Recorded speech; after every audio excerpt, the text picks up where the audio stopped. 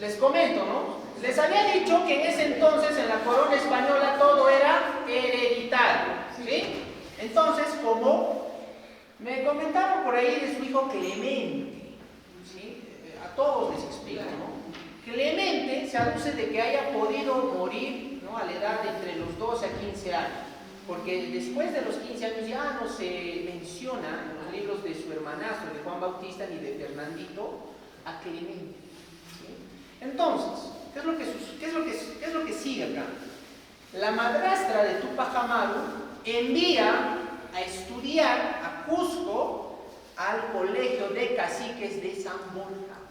¿Sí? Hoy en día sigue existiendo ese colegio, ¿sí? Que está cerca de la Plaza de Armas, ¿ya? Entonces Tupac Amaru estudia ahí, ¿no? Estudia ahí y él aprende el idioma del latín. Entonces él manejó 3 idiomas. Se dice que hasta 4, pero los empezó quechua, castellano y latín. ¿Okay? Tupac Amaru también se aduce, ¿no?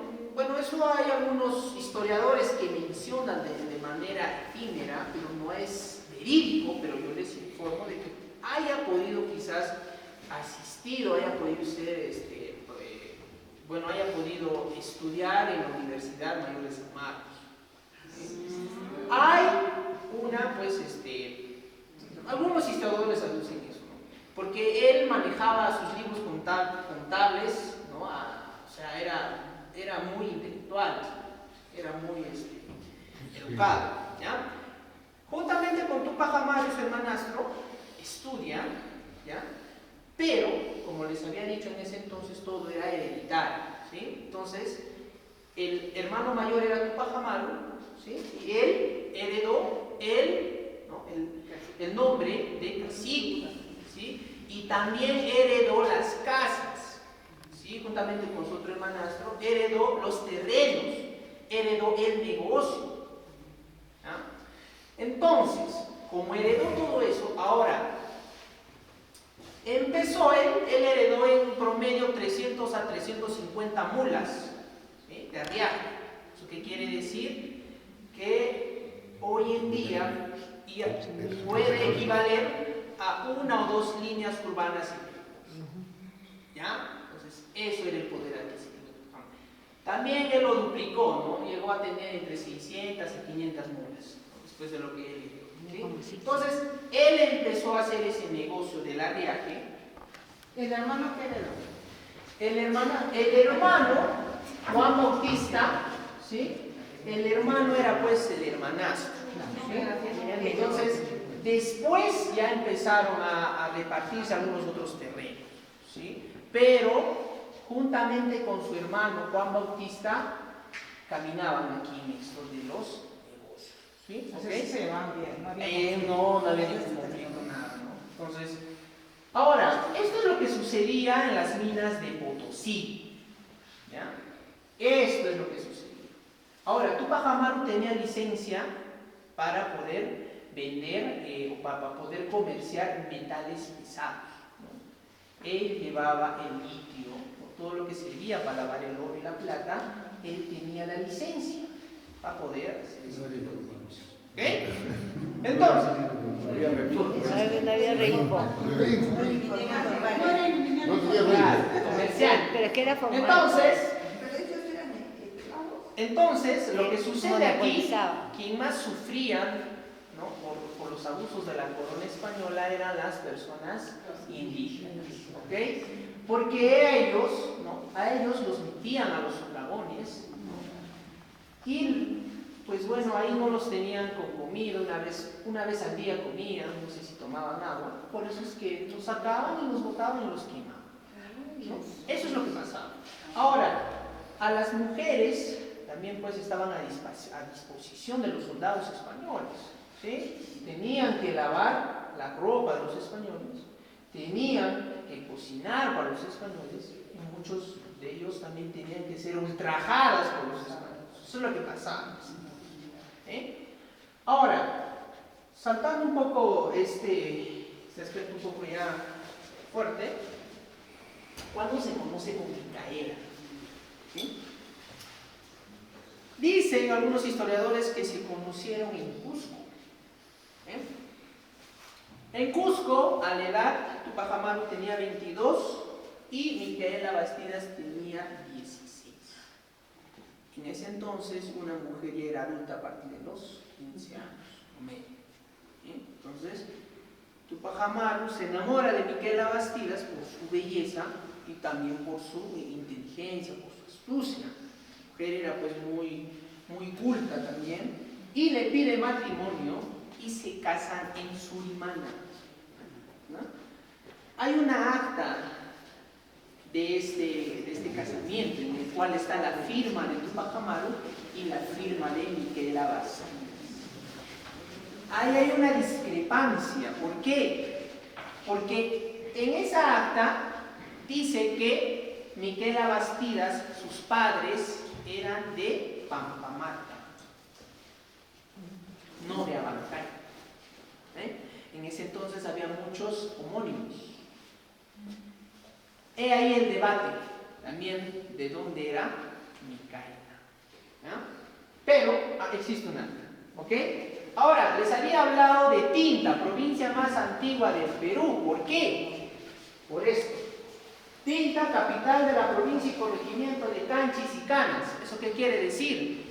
Hoy en día ya están divididas esas provincias, pero antes era una sola. ¿Y dónde era pues ese epicentro? ¿Dónde era donde se daba todo el aspecto político, social, económico? Aquí, en Tinta.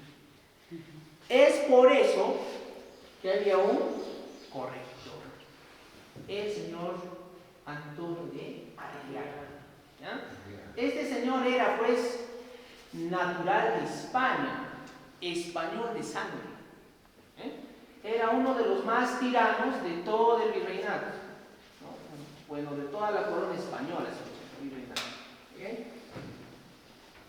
Lo enviaron aquí a Tinta porque anteriormente ya hubo disturbios, ¿no?, de gesta. Entonces, este señor, como era un tirano, empezó a implantar de manera estricta y excesiva el abuso a las personas indígenas. ¿Qué es lo que él imponía? El recojo de los impuestos a los caciques y a ellos también, a los indígenas, muy aparte de que se daba la mita. ¿Qué era la mita? ¿Alguien? ¿La mita?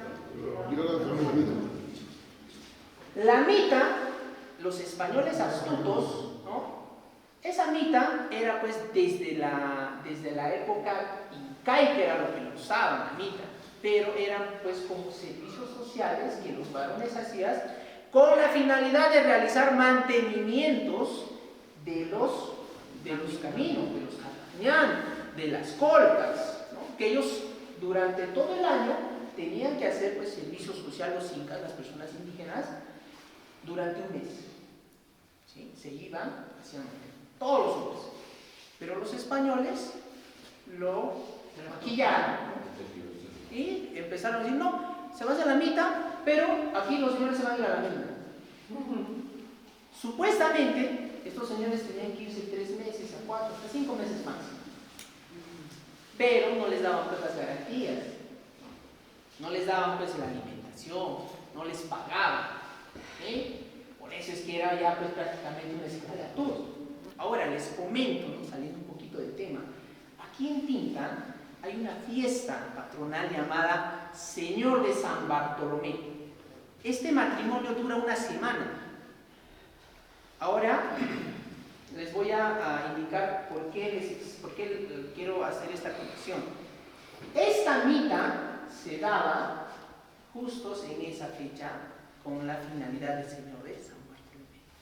¿Qué es lo que sucede? Que este señor elegía a los hombres más fuertes y se tenían que ir a la mina. Entonces las señoras sabían que estos señores ya no iban a volver. Entonces, obviamente que se tenían que casar a lo grande, ¿no? Por eso es que aquí hay una fiesta patronal que dura una semana, el festejo, porque sabían que su hombre ya no iba a regresar y las mujeres iban a quedar vivas. Eso, ¿sí? Hasta hoy en día se tiene esa costumbre, ¿sí? Entonces, esto es lo que pasaba aquí, ¿no? La mita, impuestos. Ahora, también la corona española obligaba a las personas indígenas a comprar portones, encajes, espejos. Por eso es que de esta zona, de toda la zona sierra, hay pues una distinta, en los trajes típicos ustedes ven que son pues medio de colorito, o sea, coloreados, ¿no? O sea, que son brillantes. ¿Por qué creen? O sea, porque esas cosas las personas indígenas no usaban, pero simplemente tuvieron que empezar a ponerlos pues a su ropa porque no sabían qué hacer con eso. Eso era obligatorio para ellos. ¿Sí? Entonces, ahora les había comentado. Veo que hay violencias contra las mujeres, ¿no? Es que eso era pan de cada día ya. O sea, eso es lo que sucedía. A los varones, a las mujeres las violaban, se abusaban, o sea, todo. Eso era lo que mujer, ¿no? Claro. ¿Sí? He podido ver la película Tupac Amaru, ¿no? La revolución. Y la mayor crítica, aparte de que es una película con mala imagen, mal audio, mal todo, que demasiado sangrienta. O sea, uno de los comentarios que se hablaban. Y lo que me muestran estas pinturas es que es lo que ocurrió. Claro. O sea, si fue sangrienta fue porque así fue. Exacto. Todo esto ha ocurrido ¿por qué? Ahorita en el tercer salón les explico por qué todo esto ¿ya? Ahora, miren, esta era la hacienda de Tupac Amaru que está ubicada a 10 kilómetros de acá, ¿sí? Llamada Quinta Canora. ¿Por qué es importante? Porque en ese entonces, cuando se estaban empezando a dar las batallas con la corona española, esto sirvió como un cuartel, ¿sí? En el cual empezaron a llegar, ¿no?, miles de soldados indígenas a este lugar, ¿sí? Ahora, esto está ubicado acá a 10 kilómetros, ¿sí? Y vamos ahora a comentarles un poquito más sobre Tupac Amaru y sus viajes a Lima. Tupac Amaru tuvo 3 motivos, ¿sí? No solamente era pues por el abuso de las personas indígenas, sino tuvo 3 motivos y les voy a explicar ahora.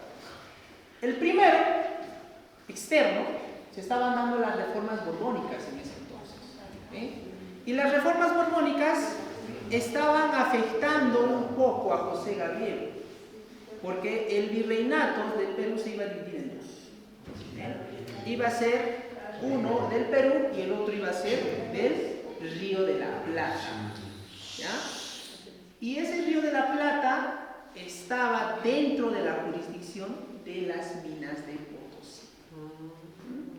Entonces, tú ibas a pasar de un virreinato a otro virreinato, ¿qué tenías que hacer? Pagar impuestos. Y esos impuestos afectaban de manera indirecta al negocio de Tupac Amaru. 1. ¿Ya? 2. Tupac Amaru les había dicho que había procedido pues de un linaje inca, ¿verdad? ¿Cierto? Pero en ese entonces había 2 tipos de linajes incas, ¿sí? Uno de la resistencia del Vilcabamba y el otro de los nobles incas, ¿sí? En el cual pertenecía Tupac Amaru a los incas de la resistencia del Vilcabamba. Y no había, ¿sí?, no había una heterogeneidad o homogeneidad entre estos incas, había una discrepancia. Por eso es que en ese entonces tengo entendido que se llamaba la realeza de los 24 incas, algo así, ¿sí? No me recuerdo bien, pero esos 24 incas votaban, ¿sí?, a favor de algunas comarcas, que es lo que se tenía que hacer, obras relacionadas. Ahí no estaba, uno creo que estaba de la familia de Tupac Amaru, ¿sí? O sea, como que empezaron a hacer de lado a los de la resistencia de Vilcabamba. Y José Gabriel quería, ser marqués de Oropesa, ¿sí? Oropesa está pues a media hora de Cusco, es un terreno grandazo. Él quería ser marqués de ahí. Su objetivo era eso, también. Ahora, lo otro era el abuso excesivo que daban, ¿no?, a los indígenas de parte de la corona española. Ese tirano del señor Antonio de Arriaga estaba explotando a los indígenas. Esos 3 puntos, ¿ok? Ahora, El proceso del Mitayo. del Mitayo. El Mitayo es pues simplemente que los incas, ¿no?, eso era como una manera de servicio social, que duraba un mes. La corona española lo adjunta a su poder político, pero simplemente ya se ve como una esclavitud, no como un servicio social. ¿Okay? Entonces, ahora, anteriormente a esto, señores, pues la corona española le da negativa por todo. ¿Okay? Y Tupac Amaru no le queda otra de poder realizar una gesta, ¿no? Aquí es donde ya empieza a cocinarse una gesta, se podría decir. ¿Y quiénes estaban a favor de esto? Otros caciques y también compadres de Tupac Amaru que eran pues pertenecientes a esta jurisdicción. ¿Ya? Ahora, ¿cuándo se dio esta gesta? En el cumpleaños, ¿sí?, del rey Carlos III. ¿Ya? El rey Carlos III, en ese entonces se tenía esa costumbre de poder festejar el cumpleaños del rey en todas las jurisdicciones que pertenecía a la corona española. ¿Okay? Es ahí donde se reúne Tupac Amaru con Antonio de Arriaga y otros obispos de por medio. ¿Ya? Tiene una discusión acalorada, pero Tupac Amaru le invita a que pueda pernoctar en su casa de Surimán. ¿Sí? Esto se dio en Yanao. Surimán está 30 a 40 minutos en caballo. Y Antonio de Arriaga desiste de esa opción que le da Tupac Amaru y se viene a Tinta, porque Yanao está pues detrás de este cerro también. ¿Ya? Porque Antonio de Arriaga vivía aquí en Tinta. ¿Ya?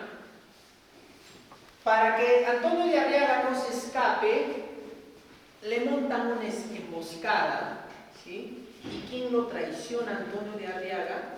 Tenía un esclavo negro llamado Antonio de Oblitas. ¿Sí? Sí, hubo un personaje de descendencia afroamericana que participó en esta fiesta. Muchos quizás no saben, pero hoy en día ya les emociona. ¿Okay? Este señor traiciona a su amo y hace que se dé la captura en la quebrada de Huancorracay, a 30 minutos de aquí en caballo. ¿Sí? Ahí lo capturan, ¿ya?, y lo llevan a Tungazuca. ¿Sí? Lo trasladan a Tungazuca y estuvo en cautiverio Antonio de Arriaga alrededor de una semana. ¿Okay? Después de eso se da pues se puede decir que este es el punto de quiebre, ¿sí?, en todo lo que ha sido la vida de José. Todos los que se habían reunido en la plaza de Tungazuca, ¿no?, hacen como una justicia popular, ¿sí?, y determinan que este señor iba y muere en la horca. Pero trató de escapar, ¿sí? No lo agarraron bien, no lo colocaron bien la soga y se soltó y escapó hacia la iglesia, ¿no? Y le dijo a Tupac Amaru, suéltame, mira, Dios no quiere que muera, por eso se fue a la iglesia. Lo trajeron y nuevamente lo mataron. Ahora, el 4 de noviembre de 1780, ¿sí?, se da la primera fiesta, ¿no?, a nivel latinoamericano, ¿sí?, en el cual Tupac Amaru reúne, ¿no?, a todos los que pertenecían a esta comarca, ¿no?, a esta provincia en ese entonces, en esta plaza mayor de Tinta, para que pueda dar un discurso en quechua, ¿no?, indicando, ¿no?, Mita Tucucu, Alcabala Tucucu. Eso significa pues que desde hoy se elimina la mita, se eliminan los impuestos. Nosotros no tenemos por qué hacer caso a los españoles, ¿sí? Entonces eso se da en el 4 de noviembre. Es una fecha histórica en el Perú. Ahora, es el primero en liberar esclavos a nivel Latinoamérica. ¿Y dónde estaban esos esclavos? Estos esclavos